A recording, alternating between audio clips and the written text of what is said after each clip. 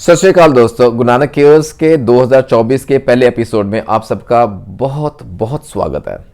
सबसे पहले नव वर्ष की हार्दिक शुभकामनाएं आप सबको मेरी तरफ से, गुरु नानक केयर्स की टीम की तरफ से। आप सबको नए साल की ना बहुत बहुत मुबारकें। नवे साल दियां आप सब नू रज के वधाइयां। एंड आई प्रे, मैं दुआ करता हूँ, मैं प्रार्थना करता हूँ हम सब के लिए नया वर्ष ना खुशियाँ भरा रहे, तंदुरुस्तियाँ भरा रहे और दुनिया भर में ना अमन शांति रहे।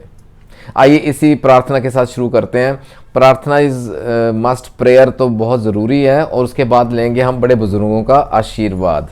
हर घर में रहते हैं सीनियर सिटीजन्स, बड़े बुजुर्ग रहते हैं, तो उनका आशीर्वाद हम सब पे बना रहे। इसी दुआ के साथ शुरू करते हैं, इसी प्रार्थना के साथ शुरू करते हैं आज का एपिसोड। अच्छा, मैंने ना बड़ों के लिए, बुजुर्गों के लिए या बढ़ती उम्र में जो दिक्कतें रहती हैं उसके लिए और सीनियर सिटीजन से याद आया मेरे को, तो ऐसे कई एपिसोड मैंने बनाए हैं, वीडियोस जो गुरु नानक केयर्स के प्लेलिस्ट में आप देखेंगे ना, you can easily find out.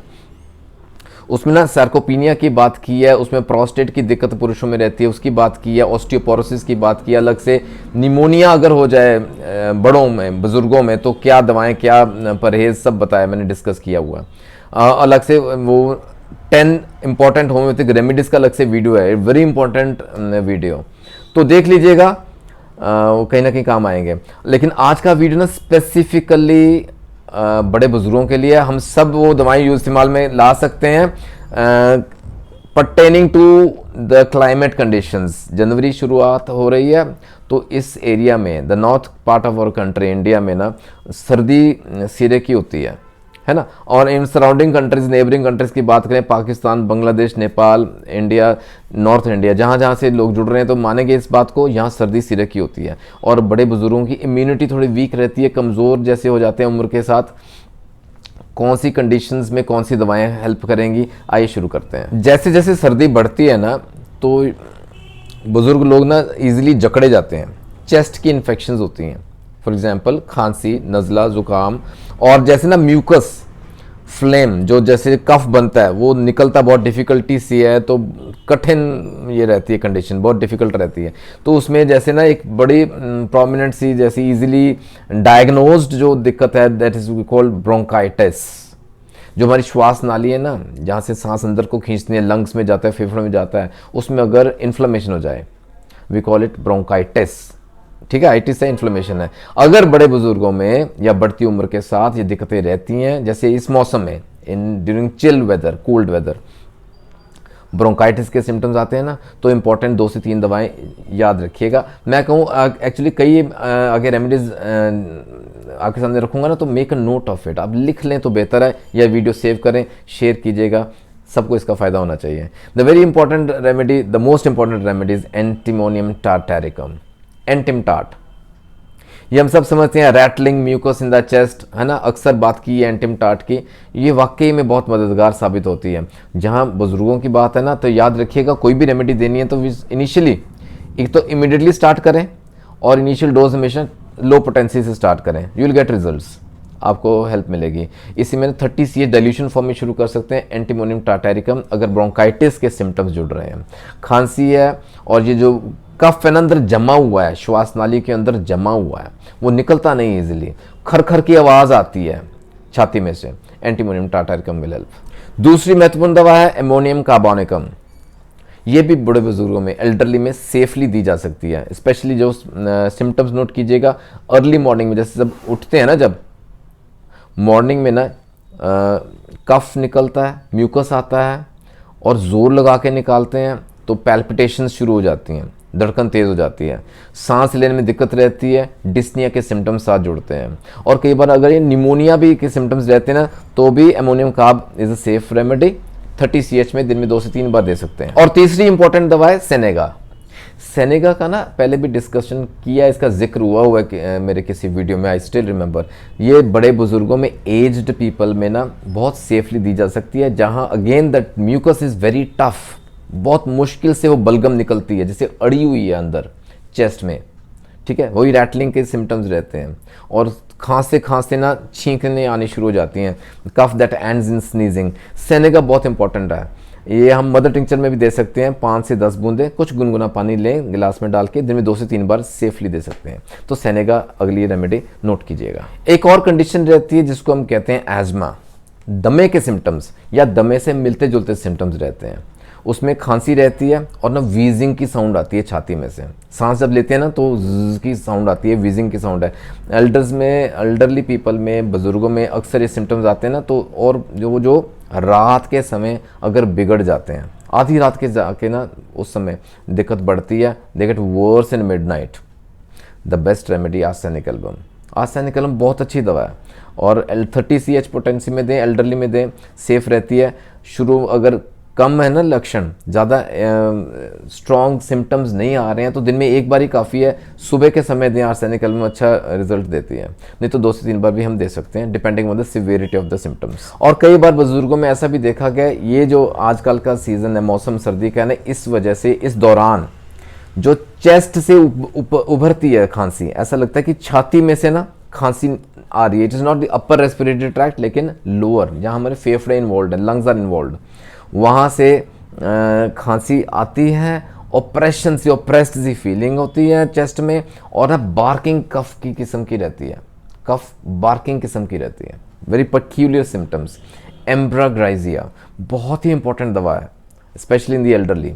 Again 30 CH में दे सकते हैं, दिन में 2 से 3 बार दीजिएगा। अच्छा, सर्दियों में ना बुजुर्गों में भी ज़्यादा देखा गया है कि हाथ पांव ठंडे रहते हैं, स्पेशली द फीट, डैम्पनेस रहती है फीट में और कूल्ड रहते हैं, बिल्कुल चिल्ड रहते हैं।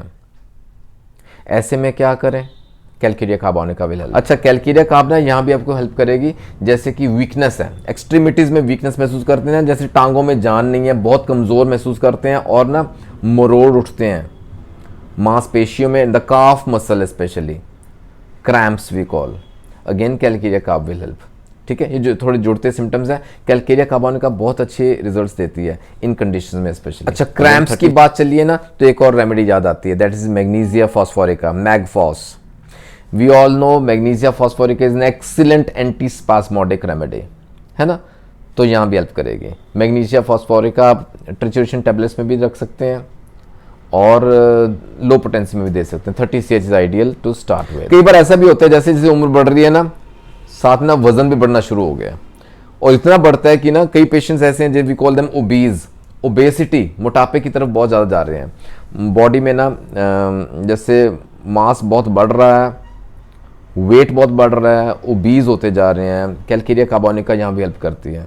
कैलकेरिया कार्बोनिका यहाँ थोड़े लंबे समय के लिए देनी पड़ेगी, लेकिन इट हेल्प्स। और ओबेसिटी में ना एक और इंपॉर्टेंट रेमेडी जिसका नाम है kali carbonicum, kali carb, it also helps. Aurometallicum, that is another third remedy, obesity में हेल्प करती है। एक और कंडीशन मैं यहाँ ज़रूर ऐड करूँगा कि जैसे ना बुजुर्गों में थोड़ा ऐसा रहता है कि थोड़ा स्ट्रेस ले लेते हैं, चिंता ज़्यादा करते हैं, और कुछ तो इतना हो जाता है जैसे सेंसिटिव है, माइंड स्ट्रक्चर इतना बहुत सेंसिटिव है, सोच इस प्रकार की हो जाती है कि वो ज़्यादा जल्दी ना जकड़े जाते हैं टेंशन में, और न ये डिप्रेशन तक के सिम्टम्स आने शुरू हो जाते हैं। याद रखिएगा, अगर इस प्रकार के कुछ सिम्टम्स हैं ना, तो ऑरोमेटालिकम नंबर 1 रेमेडी रहेगी, इट विल हेल्प।